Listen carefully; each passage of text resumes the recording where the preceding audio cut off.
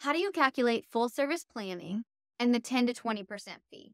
You guys, this is just one of the questions that I am going to answer on today's show that we are calling CEO Q&A.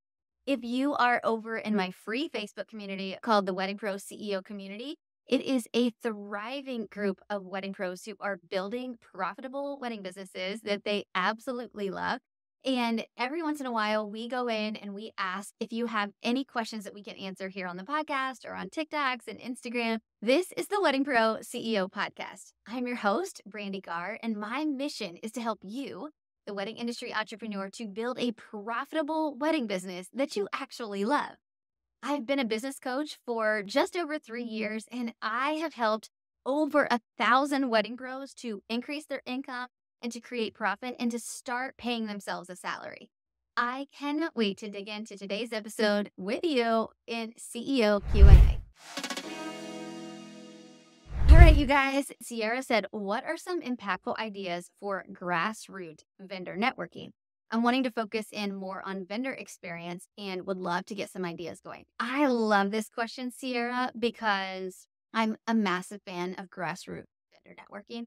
If you've listened to a few of my episodes, you've likely heard me say that so much of the reason that I am as successful as I am in the wedding industry is because of my vendor partnerships very early on in my career. I made vendor relationships a really big piece of my business. And for me, it was extremely important that our vendors were as important to us in our process as our clients were, because our clients are one-time clients. And yes, they can refer you friends.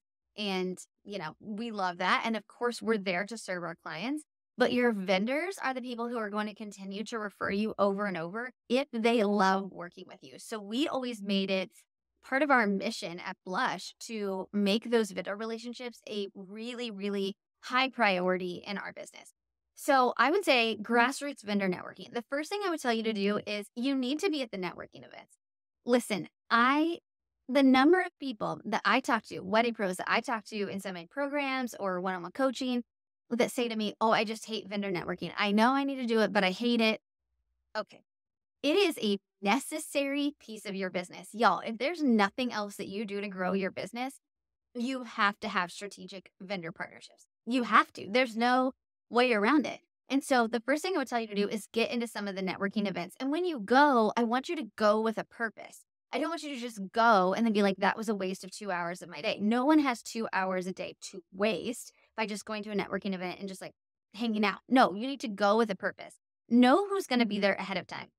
If there's somebody that you want to meet, ask for a warm introduction, either from the host of the networking event or from another vendor that may know them, or honestly, walk up to them, compliment them, tell them something that you love about their website or that you've seen on their Instagram that you really love, and then start asking them questions about them. This is the most important piece, is that a lot of times we walk up to somebody, can tell you the number of times I've been at a networking event and somebody walks up to me cold and is like, hi, I'm so-and-so photographer. I do XYZ. I am amazing because XYZ. Here's why you need to refer me to your clients. I would love for you to refer me to your clients. Would you like to? And I'm like, no. The reason for that is because I know nothing about you. Like, you just came at me and like went me. And I'm like, okay, but how do you serve me? How do you serve my clients? How does this bring value to me or my clients? I don't really understand. And so what you want to do when you first meet a vendor is you want to ask them lots of questions about them. How can you be a great partner? What are the perfect kinds of clients that you can refer to them? Why did they get into the industry? What do they love about working with a wedding planner, working with a venue, working with a DJ? Like, what makes a great partner, right?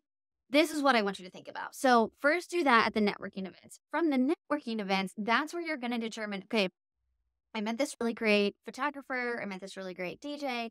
And I want to follow up with them. Like, I want to learn a little bit more. Invite them out for coffee. Invite them out for wine. Ask if you can drop by their office and just chat for a little bit.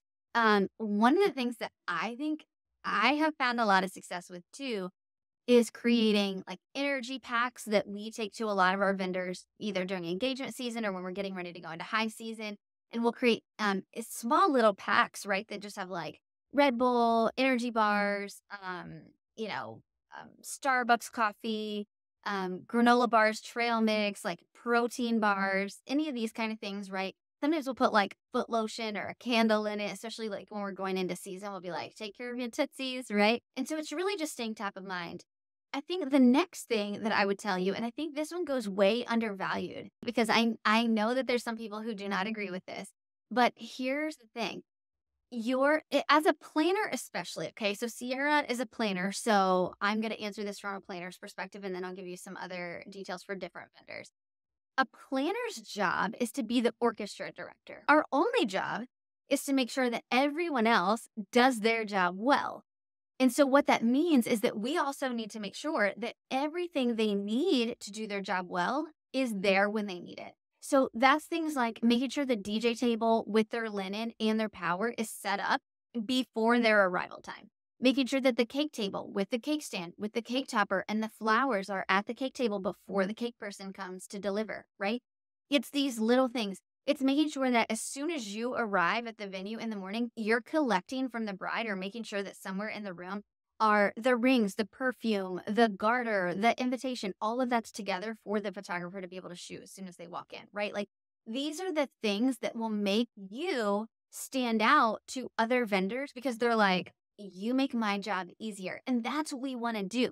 Every vendor should be thinking about how do I get these vendors to want to work more with me? And that's by making their life easier. So as a planner, one of the things I want you to be thinking about is how do I make everyone else's job easier? And you spend just a few extra minutes on every single event, making sure that you're really taking care of those vendors.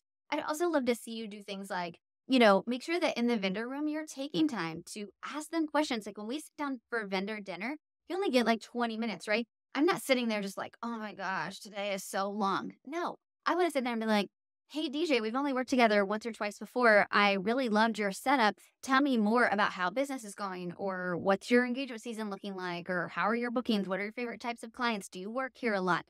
I want to learn more about those vendors. That's so, so important. One, it gives me leverage to follow up, right? I want to, but it also helps them to know that you're invested in them. And that goes for every vendor. You should be asking questions. Use that time in the vendor room to get to know the other vendors. It's dead time anyway. You might as well. For other vendors looking for ways that you can impact on wedding day, I would say, for a venue or for a caterer, we all know this is like number one hottest topic in all of the wedding industry. Feed your vendors well. I don't care what the client paid for. Charge the client whatever it is you need to. But you as a venue or a caterer should be feeding your vendors amazing food because they're the ones that are going to be referring you. They're the ones that are going to be telling couples, oh my gosh, this caterer is amazing. Or, you have to work with this venue because their food is so incredible. When you feed them a cold, stale box lunch because that's what the client paid for, that is a reflection on you. I'm sorry, but it is a reflection on you. We don't care what the client paid for. And I know that sounds terrible, but it's just like when a guest walks into a ballroom and there's not enough chairs at a table because the bride screwed up the seating chart. No one's thinking the bride screwed up the seating chart. They're thinking the planner screwed up or the venue screwed up. It just is what it is. I'm just telling you, a venue or caterer's best way to get in with vendors and to get referrals from vendors, the best people to refer you is by feeding them well and taking care of them. When we're at a venue that is like, catering to us, meaning like, oh my gosh, they've got a whole server and everything in there for us. But when they've got a beverage station that stays out the whole night, or maybe a couple of snacks, some trail mix or something that's out the whole night. I mean, like, how nice is that? Then they feed you well, like a hot meal. That feels, you just immediately want to work with that vendor, right? Photographers, make sure that you bring the couple back on time on the wedding day, right? Like these are networking opportunities. You guys are thinking, these are just ways to be a good partner. They are ways to be a good partner, but they're the ways that make people want to work with you again. These are great networking opportunities to say, photographers, say to the planner, what time would you like the couple back and where would you like for me to bring them? It's an easy thing. Do that. It makes it so much easier. Planners are your number one referral, right? It's your number one referral. DJs, make sure that you are asking the planner or the venue and the photographer, get with them and say, hey, this is the timeline I have. I just want to confirm it's the same timeline you guys had. Is there anything you want me to do or not do throughout the night? Let me know. When each vendor really cares about each other, that's who I want to refer. Like I only refer people that are going to make me look good on wedding day, that are going to create a flawless event for my couple come heck or high water. Like, I do not care what happens that day. We are all one team, and I want to know that you're going to be part of that team. So I know that that seems a little odd for my answer for how to do grassroots networking, but grassroots networking is exactly that. It's not spray and pray. It's literally going and making sure that you're making deep connections, deep relationships with individual vendors that you can go to, that you are creating these relationships that are at the core of who you are, right? And that's so exciting. So that's really my answer for you, Sierra, is to really be thoughtful about what is it that I can do to be memorable and to make an impact and to make this other vendor's life easier. And that's what's going to make them want to refer you 100%. Okay, so that was Sierra's question. So the next one is, how do you deal with unfavorable personalities in your local industry network? Someone who has a lot of prominence, but not a lot of positivity. Okay, so Nina asked this, and I love this question. And I think my answer for this one is pretty simple, honestly, Nina, because I am an extremely positive person. Like, I really genuinely try to see the best in other people. And when they prove me wrong, which happens, right? Sometimes people just are not your cup of tea, or they are just not that positive of a person, or they just don't like you. And that's possible, right? It's 100% possible. Honestly, I just block them out. I know that sounds crazy, but I'm dead serious when I tell you that I take my mental health very, very seriously. As somebody that struggles with a lot of anxiety, I don't know if anxiety is genetic. My mom had serious anxiety. I have anxiety. My girls, anything I can do to shield myself from anxiety or feelings of imposter syndrome, or feelings of feeling like I'm less than, or somebody just making me feel bad.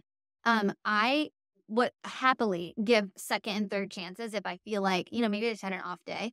But if somebody genuinely is just not a positive person, they don't make me feel good about myself, they just are a fairly negative person, I don't associate. I block from a lot of my social media. And I don't mean block as in like you're blocked from my social media. I will block myself from theirs because I don't want to see it. I don't need it in my life. I try really hard to not be in the same circles as them. So if I know that they're going to be at an event that I'm going to be at and that can't be avoided, I will make sure to be on the opposite side of the room or to not really interact. I just don't give them space. I really don't. And I think that that sounds easier than it is, but it genuinely is easy.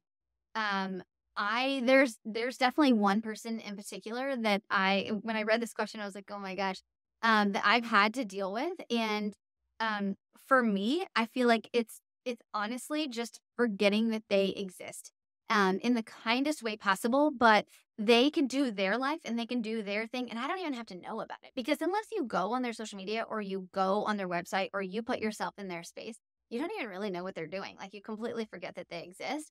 And there's a Taylor Swift song that I love. I actually sent this to a friend, and it says, "It isn't love, it isn't hate, it's just indifference." And I think that's how I deal with it. I'm kind of like, I don't like you, clearly. I definitely don't hate you at all. I have no reason to hate you. I'm just honestly indifferent. Like, I don't care what you're doing in your space. I don't want to know about it. If I don't read about it, then it doesn't bother me. And so it's just an indifference to them being there. So I think everybody has a right to exist and do their own thing. And if you don't like it, then I would say be indifferent. Don't love, don't hate, just be indifferent. And did you see how I worked in a Swiftie reference there? Yes, I love it for my Swifties, right? So hopefully my Swifties are like, it is love, it isn't hate, it's just indifferent. Pretty sure I got that key wrong, but you guys know which song I'm talking about, right? I love that song. I play it all the time. Okay, so that is my answer to that, Nina. All right, so we have two more quick questions. And so let me pop through these. So how do you calculate full service planning and the 10 to 20% fee? Are you going on the entire budget or just the other vendors? And are you excluding personals like hair and makeup? How do you cover yourself for wedding management clients who end up having scope creep? Okay, so this is a lot of questions in one. So I'll answer these at kind of a high level. This was Kasha that asked this question inside the group. So calculating full service planning is honestly pretty easy. We actually have two different podcast episodes on this specific topic. Episode 77 with Rebecca Rose Atchison. She's with Rebecca Rose Events, and she teaches all about percentage-based pricing. And so that episode, and then episode 162 with Nicole Mower. She is actually one of my students inside the Accelerator, and this girl is a genius when it comes to percentage-based pricing.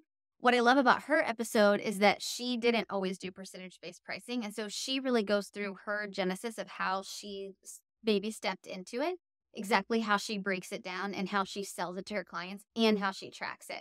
So I personally, for percentage-based pricing for Blush, we do not include their honeymoon, their rings, their attire, anything that we're not necessarily involved in. We do include hair and makeup because we do have to manage the hair and makeup vendor. That's actually one of the biggest vendors for a planner to manage, right? So we do include that. But unless we're going dress shopping with them or going to all of their seamstress appointments, we don't include their attire. We don't include rings and honeymoon. Basically, everything else is included in that budget, but it's completely up to you. Some people do include the dress. Some people don't include the dress. Some people don't include the catering. I think that's a massive one. So I'm not sure why you wouldn't include catering, but completely up to you. But there's lots of ways to do it. So there in episode 162 is where I would listen to exactly how to implement that percentage-based pricing. I think that's a really, really good one. And then she was also asking, how do you cover yourself for wedding management clients who end up having scope creep? Honestly, let me tell you my philosophy on wedding management. And this is a planner-based question, but this goes for every single kind of pro. So if you are a photographer, a DJ, a florist who sells package-based services, your most basic package can often get scope creep, right? What I will tell you is with your most basic package, it should be everything that they need and nothing that they want. And I want you to draw a really hard line on that.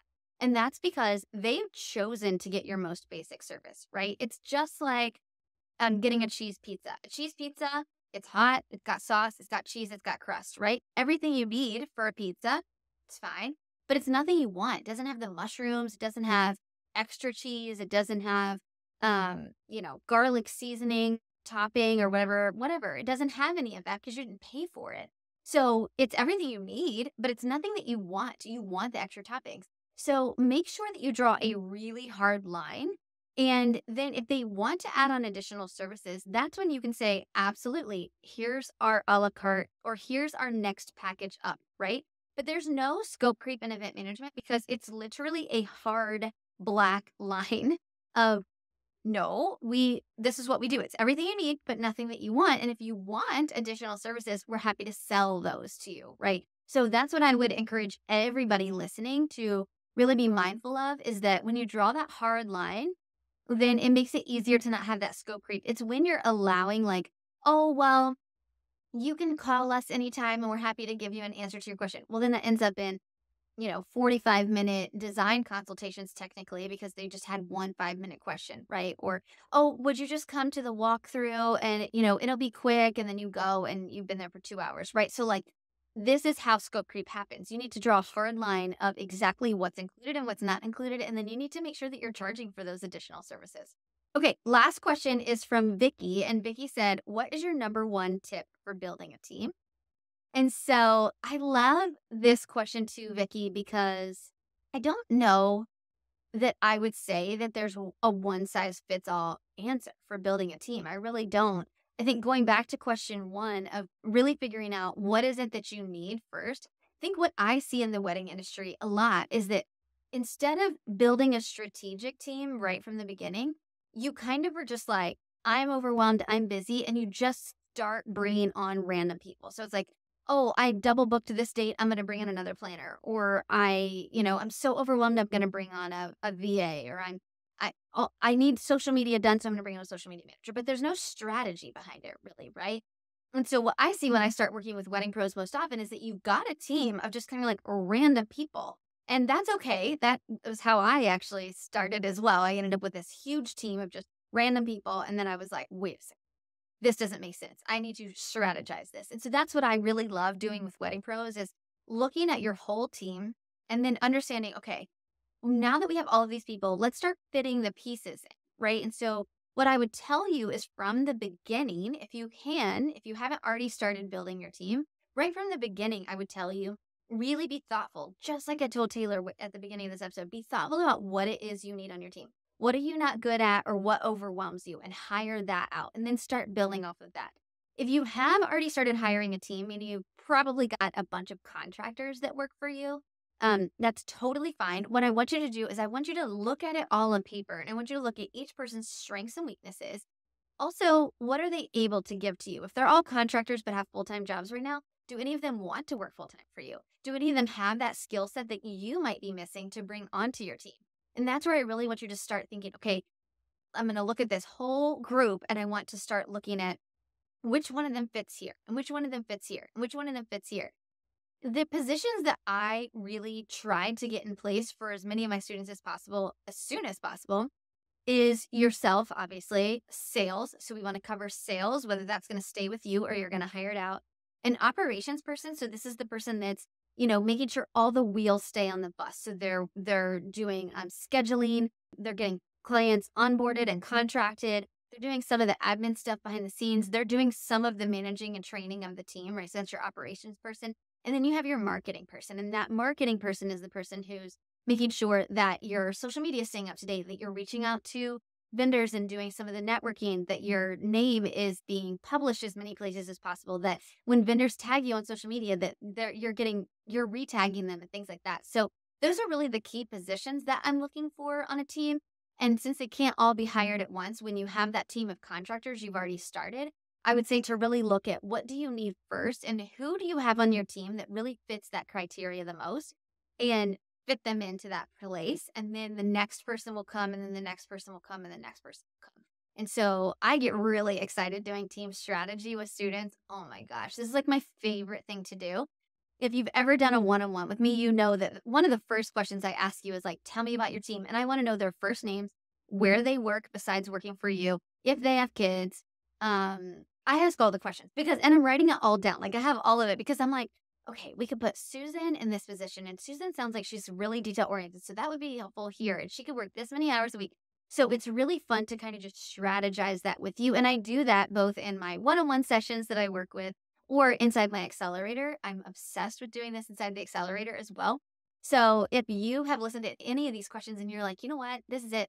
Like 2024 is the year that I'm taking this all back. Like I started my business. I found success, but I'm overwhelmed, right? I have so many moving pieces. I feel like if I just drop one ball at any time, they're all going to come crashing down around me. That was my story. That's exactly how I restructured my entire business because I realized I was juggling too many balls myself. If you feel like that at all and you're like, I know I need help. Like I know it's time. I'm ready to invest in my business. This is what I want. I really want to encourage you to look at the programs that I have inside of the Wedding Pro CEO. We have Wedding Business School, which is a brand new program that we're launching for newer wedding pros who are really scaling towards that first 50,000 in revenue. It's a brand new program that we're launching, and I'm super excited about that. You can go to brandeegar.com/WBS for Wedding Business School and check out the details there. And then we also have the Accelerator. So the Accelerator is like, you've already made like 30 to 40 plus thousand in your business and scaling to 100,000 plus. And you're really trying to bring on those team members. You're trying to get full-time team members in place. You're trying to work yourself out of doing all the things yourself. And that's really what that Accelerator group is for. This is my signature program. It's the one that I am so incredibly proud of. We've had well over 100 wedding pros go through that program and really step into their role as CEO. And I'm so incredibly proud of the movement we're creating inside of that program. And then I also have obviously courses and self-paced courses and things like that that can help you as well. But what I want to impress upon you with this episode, CEO, is not to wait.